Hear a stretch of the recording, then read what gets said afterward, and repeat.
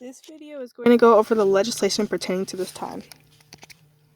So first we have the 18th Amendment. It was ratified in 1919 and prohibited the sale, manufacture, or transportation of intoxicating liquids.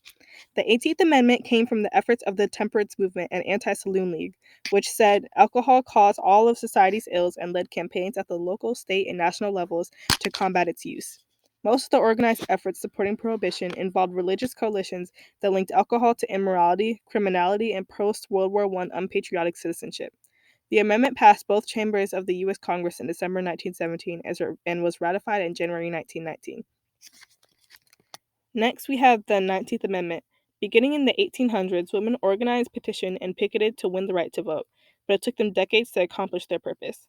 Between 1878, when the amendment was first introduced in Congress, and August 18, 1920, when it was ratified, champions of voting rights for women worked tirelessly, but strategies for achieving their goals varied. Some pursued a strategy of passing suffrage acts in each state. 9 Western states adopted women's suffrage legislation by 1912.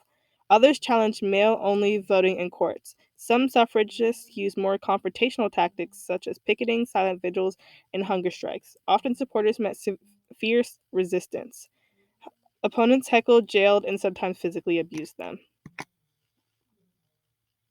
Now we have the 20th Amendment. The 21st, sorry. The 21st Amendment, which was created in 1933, was introduced to the Constitution of the United States and it officially repealed federal prohibition. The temperance movement's influence began to wane in the wake of lax enforcement of federal prohibition and the emerging illegal economies that quenched the thirst of many Americans. On February 20th, 1933, Congress proposed the 21st Amendment aimed at reversing prohibition, and in April, President Franklin Roosevelt signed the Cullen-Harrison Act, which amended the prohibition-based Volstead Act. The Immigration Act of 1917 is best known for its creation of a barred zone extending from the Middle East to Southeast Asia, from which no persons were allowed to enter the United States. Its main restriction, however, consisted of a literacy test, intended to reduce European immigration, with exceptions for those who could show they were fleeing persecution. It had taken Congress 2 decades to enact a literacy test, after repeated vetoes by the White House. They were successful amid heightened fears of immigration and the spread of radicalism during World War I and the Russian Revolution.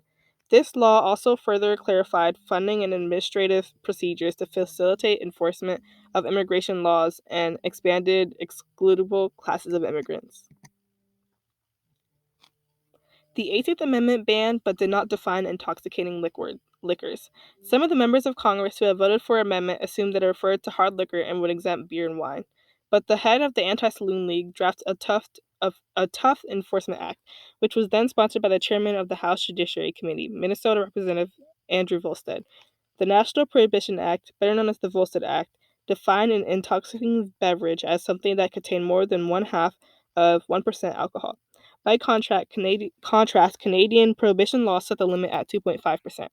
The Volstead Act made it illegal to manufacture, sell, barter, transport, import, export, deliver, furnish, or possess such beverages.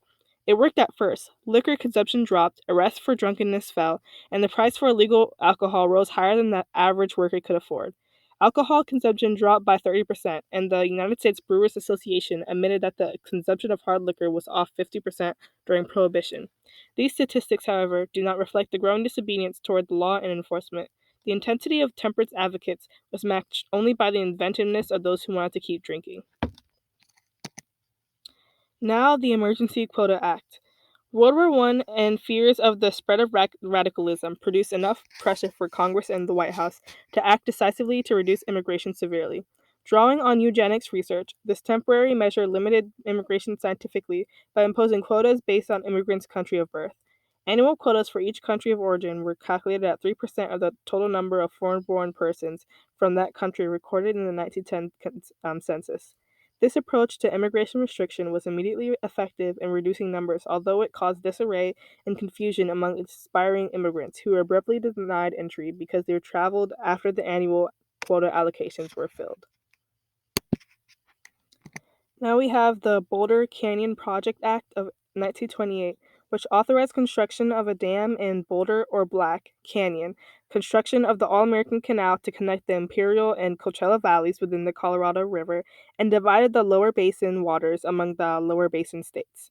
In addition, the act appropriated $165 million for construction and stated the primary purposes of the project as flood control, improvement of navigation on the Colorado River, storage and delivery of water for reclamation and other beneficial uses, and generation of power. The Undesirable Aliens Act, also known as Bliss Law, was created in 1929. During the 1920s, the severe immigration restrictions in U.S. history, the 1924 Johnson-Reed Act, and the National Origins Quota System did not limit migration within the United States. However, Bliss's law criminalized border crossing to limit the rights of Mexican immigrants. The segregationist and anti-immigrant Senator Coleman Bliss led the legislative push to limit Mexican immigration. Disagreements between employers who depended on Mexican labor, particularly in agribusiness and restrictionists, had prevented Congress from putting numeric limits on Mexican immigration. Bliss proposed a solution criminalizing border crossings that occurred outside of official ports of entry.